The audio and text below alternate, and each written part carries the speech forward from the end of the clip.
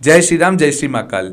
जब 1 रुपए का शेयर प्राइस 80 रुपए जाता है ना, तो उन लोगों से पूछो कि क्या फीलिंग होती है जिन्होंने 1.5 से 2 रुपए में खरीदा है, अब वो 80 रुपए चले गए। हाँ, उनसे भी पूछना बहुत जरूरी है जिन्होंने 1.5-2 रुपए में खरीदा तो है, बट 7-8 रुपए पे निकल चुके हैं उस शेयर प्राइस पे।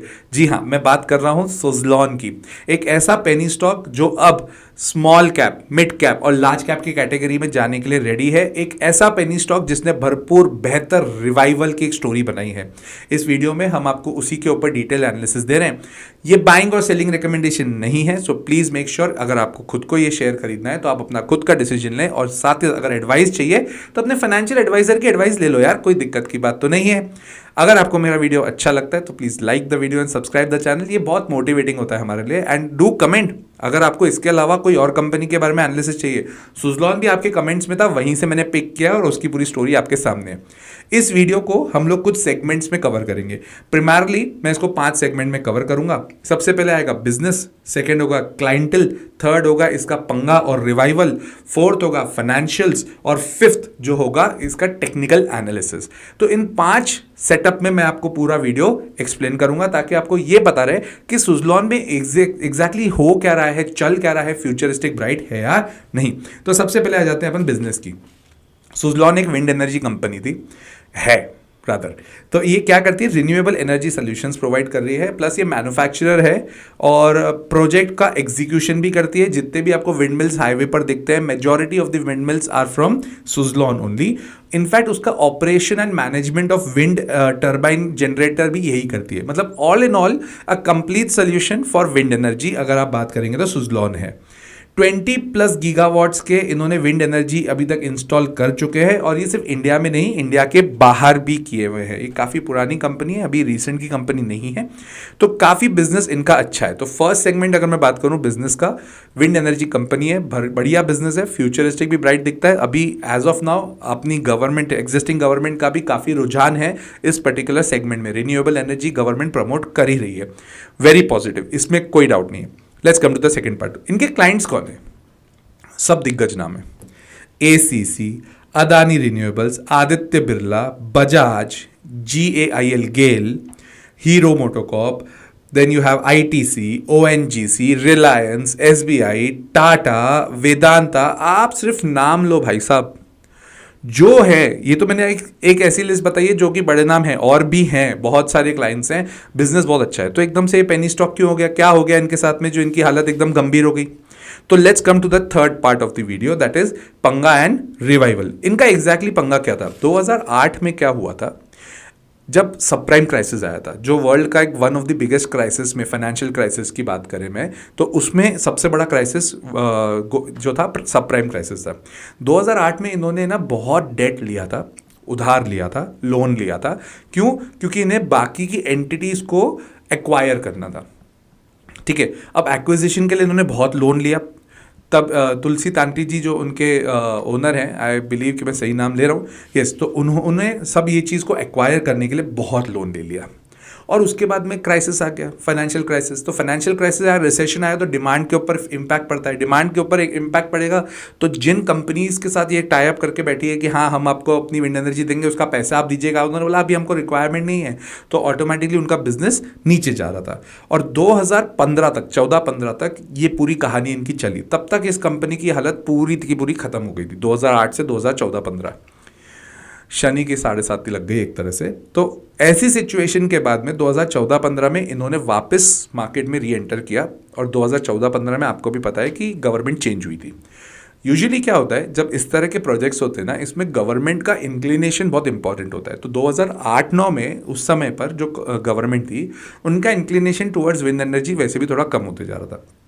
2014-15 में जैसे ही सरकार चेंज हुई तो उन्होंने बोला हम रिन्यूएबल एनर्जी के ऊपर ज़्यादा दें। और अब वो आप देख भी रहे हैं, पिछले 8-10 साल में जितना रिन्यूएबल एनर्जी में काम हुआ है इंडिया में, और जिस हिसाब से वर्ल्ड में इसका इम्पैक्ट पड़ा है, वो सबको दिखता है, आपको भी दिख रहा है। तो 2014-15 के बाद में 20% इनका मार्केट शेयर वापस आया। तो ये इनके साथ पंगा हुआ था। इन्होंने 2008 में इनकी हालत थोड़ी गड़बड़ हो गई थी, बस वहीं से ही पिक्चर इनकी काफ़ी खराब हो गई थी, राइट। तो अब तो काफ़ी अच्छा चल रहा है। इनफैक्ट ये शेयर प्राइस कोविड के बाद में 2019 में ये 1.5 रुपये का शेयर था। सोचो किसी ने उस समय लिया हो तो क्या होगा, कौन लेगा वैसे। जिन्होंने लिया हो आपको बहुत बहुत बधाई हो, बट जिन्होंने नहीं लिया है ये आपकी ट्रेन मिस हो गई है, but it's okay. Penny stock में मेरा पर्सनल पर्सनल इंप्रेशन भी यही होता है कि उसमें इन्वेस्ट नहीं करना चाहिए, because it is very risky, वो पूरा पैसा डूब जाता है। ऐसी ही सिचुएशन थी किंगफिशर एयरलाइंस की, जहाँ पर किंगफिशर एयरलाइंस का जब शेयर प्राइस 20 रुपये आ गया था, करीब 350-400 रुपये का शेयर प्राइस था। विजय माल्या की एयरलाइंस थी, वो जब 20 रुपये आ गया था तब मैंने भी इन्वेस्ट किया था। I was very young at that time. तो एक वो था, एनर्जी लेवल भी था कि चलो यार ले लेते हैं यार, क्या दिक्कत है, क्या ही होगा। तो वो क्या ही होगा, क्या पूरी कंपनी डूब गई। तो ऐसा होता है, सबके साथ होता है, ठीक है। वैसा इसके साथ भी उम्मीद तो यही थी कि ख़त्म हो जाएगी, बट ठीक है, रिवाइव हो गई है। तो देखें अब क्या हुआ है situation. Let's come to the next part of the video, that is financials. सबसे पहले हम ईयरली फाइनेंशियल्स के ऊपर बात करते हैं। मार्च 2013 में जब ये कंपनी का रिवाइवल चालू होने वाला था, तब इनका 18,900 करोड़ का रेवेन्यू था, जो गिर कर मार्च 20 में बिकॉज ऑफ कोविड, और क्योंकि कंपनी खत्म होती जा रही थी ना, मार्केट शेयर 20% होना और सेल्स बढ़ना, ये दोनों थोड़ा अलग अलग मैटर है। अब आपके दिमाग में आना चाहिए, सर ऐसा कैसे मार्केट शेयर आप बोल रहे हो 20% तक जा रहा है और सेल्स कम हो रही है, ऐसा कैसे? क्योंकि government were not giving the contracts for wind energy, तो ऑटोमेटिकली उसका मार्केट साइज भी बहुत कम हो गया, ठीक है। आपने अभी रिसेंटली बहुत सारे सुने होंगे कंपनीज के बारे में जहां पर आपने सुना होगा कि ये विंड एनर्जी में काम कर रही है, उसके पहले हम विंड एनर्जी की तो बात ही नहीं कर रहे थे। अब गवर्नमेंट उसके ऊपर रुझान डाल रही है, तो ऑटोमेटिकली इनका भी मार्केट बढ़ते जा रहा है। मार्च 2020 में इनका 2,900 3,000 करीब 3,000 करोड़ का रेवेन्यू था, जो मार्च 24 में 6,500 करोड़ हुआ, मतलब इफेक्टिवली डबल से ऊपर हो गया 5 साल के अंदर, विच इज़ पॉजिटिव, ठीक है। तो सर आपने 2013 की कहानी क्यों बताई? तब ये पता होना चाहिए कि तब के टाइम पर गवर्नमेंट का काफ़ी इंक्लिनेशन था टुवर्ड्स विंड एनर्जी, बट वहाँ पर भी वो लॉस में थे। बट ये सेल्स कहाँ करते हैं? आपने सर सेल्स के बारे में बता दिया। 73% ऑफ दी रेवेन्यू जो इनके पास है, मतलब 6,500 करोड़ का 73% अगर मैं करने जाऊँ तो वो सेल ऑफ विंड टर्बाइन से आता है। वो जो बड़े बड़े पंखे नहीं होते हैं, वो पूरा विंड मिल बनाते हैं वो। और 27% आता है उसके operation and revenue, operation and maintenance से, ठीक है। इसके अलावा 94% ऑफ दी जो रेवेन्यू है दैट कम्स फ्रॉम डोमेस्टिक, बाकी 6% कम्स फ्रॉम एक्सपोर्ट। जबकि काफ़ी अच्छा तो इनका बाहर का एक्सपोर्ट था पहले, अभी कम हो गया है, अभी कुछ एरियाज़ में ही ज़्यादा एक्सपोर्ट करते हैं ये लोग, ठीक है। तो ऑपरेटिंग मार्जिन की बात कर लें। अब ये देखो, यहाँ पर गेम चेंज हो जाएगा। मार्च 2013 में जब 18,900 करोड़ का इनके पास सेल्स था, ऑपरेटिंग मार्जिन था इनका -1501, मतलब माइनस में था। ऑपरेटिंग मार्जिन माइनस में तुम बिजनेस कैसे कर सकते हो? लॉजिकल पॉइंट है। मार्च 20 में भी 850 करोड़ का माइनस में ही था। मार्च 2021 में ये प्रॉफिट में आई 537 करोड़ के, और अब जाके 1,037 करोड़ का इनका प्रॉफिट है मार्च 24 में। मार्च 25 की कहानी बहुत इंपॉर्टेंट होगी, और अगर वो सही चली तो मज़ा आ जाएगा, कोई दिक्कत की बात नहीं है, ठीक है। तो ऑपरेटिंग मार्जिन अब बेहतर हो गया, तो ऑटोमेटिकली अब शेयर प्राइस भी बढ़ना बनता था, कोई दिक्कत की बात नहीं है। इंटरेस्ट की बात करें, ब्याज, पहले इनके पास में मार्च 2013 में 1855 करोड़ का तो सिर्फ ये ब्याज बढ़ते थे।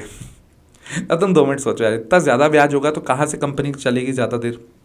दूसरा, मार्च 20 की अगर मैं बात करूँ तो 1,300 करोड़ तब भी था, 1367 टू बी प्रिसाइज करोड़। मार्च 24 में 164 करोड़, मतलब बोरोइंग खत्म हो गई। अब तुम खुद सोचो, बोरोइंग खत्म हो गई, ऑपरेटिंग मार्जिन प्रॉफिट हो गया यार, अब और क्या चाहिए, और कैसे रिवाइव करेंगे किसी पेनी स्टॉक को? तो this is a good story, no doubt. Net profit की बात करें, मार्च 2013 में -4,700 करोड़ था, मतलब 5,000 करोड़ का मोटा माटी ये लॉस बना रहे थे। उसके बाद में मार्च 2020 तक भी ये लॉस ही था, जो 2,700 करोड़ के करीब करीब था, और अब मार्च 24 में 660 करोड़ का प्रॉफिट है। बढ़ना था तो फिर तो बढ़ना ही था, बनता भी है, एकदम रिवाइव हो गई, तो दैट इज़ गुड, मतलब ये बढ़िया चल रहा है, इसमें मुझे कोई डाउट नहीं है। तो ईयरली अगर मैं बात करूँ, फाइनेंशियल परफॉर्मेंस सही है, कोई दिक्कत नहीं। क्वार्टरली की अगर बात करूँ, सेल्स स्टेबिलिटी से बढ़ रही है, विच इज़ गुड पॉइंट।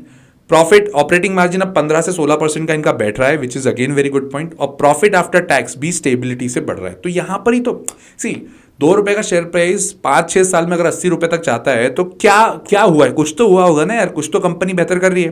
तो that is again a good point to C.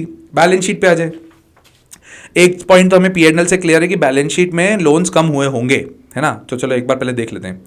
Borrowings की बात कर लें तो पहले रिजर्व्स देख लेते हैं, क्योंकि प्रॉफिट की बात पहले। मार्च 2013 में 547 करोड़ के इनके पास रिजर्व्स थे, बट मार्च 2015 में इतने लॉसेस देखने के बाद में 8,000 करोड़ करीब करीब माइनस में थे रिजर्व्स, जो कि मार्च 20 में -12,000 करोड़ था। वेरी नेगेटिव, इतना सबको समझ में आना चाहिए। मार्च 24 में प्रॉफिट में आ गई है ये चीज़, 1764 करोड़, तो पॉजिटिव है। बोरोइंग जो मार्च 2013 में 15,000 करोड़ थी, वो मार्च 2015 में 18,000 करोड़ के करीब करीब थी, और फाइनली जाके अब 150 करोड़ के करीब करीब बैठी है, इफेक्टिवली खत्म हो गई है बोरोइंग्स। बैलेंस शीट पॉजिटिव हो चुकी है, बहुत ज़बरदस्त दिख रहा है। तो नेक्स्ट पे आ जाएं, प्रमोटर होल्डिंग। प्रमोटर होल्डिंग, बस ये यहाँ पर एक थोड़ी प्रॉब्लम है, प्रमोटर के पास अब सिर्फ 13.5% ही बचा हुआ है। तो 13.5% प्रमोटर्स के पास होना, एफआईआई के पास, हो एफआईआईज के पास में 24% है, जो पहले 4% होता था, 24 इन्होंने 20% बढ़ाया है। डीआईआई ने कम किया है, 14.14 से लेकर इनका 9%, मतलब 5% डीआईआई गए हैं, और पब्लिक की शेयर होल्डिंग कम हुई है। ठीक है, मेरे को तो बहुत बढ़िया लग रही है, क्योंकि एफआईआई जब पैसा डालते हैं ना तो इसका उसका पॉजिटिव इंपैक्ट अलग ही होता है, तो दैट इज गुड। तो प्रमोटर्स की होल्डिंग की भी बात कर लें। अब आ जाते हैं अपन next part, that is P ratio. As of now, क्योंकि इसका शेयर प्राइस करीब 52 के आजू बाजू चल रहा है, इसका प्राइस अर्निंग रेशियो है 89। अब देखो, विंड एनर्जी में आप इसको अगर कंपेयर करोगे तो आपको ये देखना पड़ेगा कि कितनी बड़ी कंपनी से हम उसको कंपेयर कर रहे हैं। इसका मार्केट कैपिटलाइजेशन 88,000 करोड़ है करीब करीब। ठीक है, अब इसको ओरिएंट ग्रीन से कवर करने जाऊं, कंपेयर करने जाऊं, तो ओरिएंट ग्रीन का तो 2,000 करोड़ का ही है, तो वो 2,000 करोड़ की 88 करोड़ की, 88,000 करोड़ की, इतना तो लॉजिक समझ में आ रहा है, कंपेयर नहीं कर सकते। बट ठीक है, उसके अगर कंपेयर करें तो उसका 79 है, इनका 89 है price earning ratio. Indo wind की अगर मैं बात करूं तो वो 300 करोड़ की कंपनी है, कहां से कंपेयर करूं, बट उसका 47 है, तो वो सस्ती दिख रही है, बट 300 करोड़ की कंपनी है, नियर टू पेनी स्टॉक जैसा हो गया, मजा नहीं आएगा। आइनॉक्स विंड, हाँ ये थोड़ी बात है, बट ये आइनॉक्स विंड भी 25,000 करोड़ के करीब करीब मार्केट कैपिटलाइजेशन है, जबकि अपना सुजलॉन का 88,000 करोड़ है, उसका प्राइस अर्निंग रेशियो 127 है, तो वहां से सस्ती लग रही है।